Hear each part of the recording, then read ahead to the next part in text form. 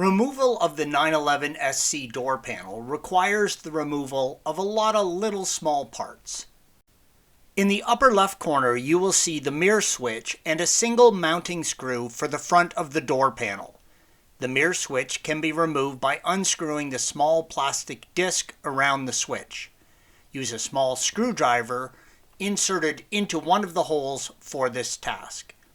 In the upper right is the mount for the top of the handle. This is only visible after you remove the door inner trim piece on the inside of the door. The lower right photo shows a few bolts hidden by the door handle and the door latch. The latch is connected to a small rod that exits out of the door.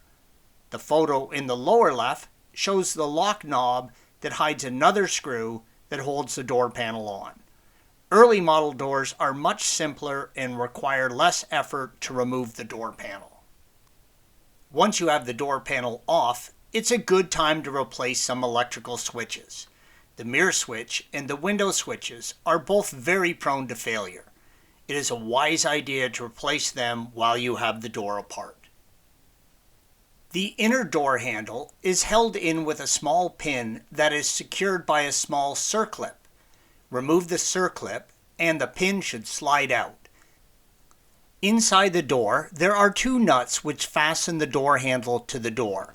When you remove these nuts, make sure that your door handle doesn't fall to the ground and become scratched. Access is tight, so a 1/4-inch drive socket is your best bet here.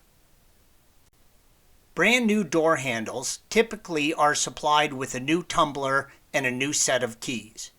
Before you install the door handle, it is a wise idea to rekey it to the rest of your car.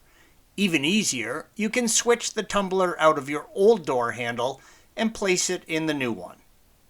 Thanks for watching. Be sure to subscribe to our channel and check out another video in this series.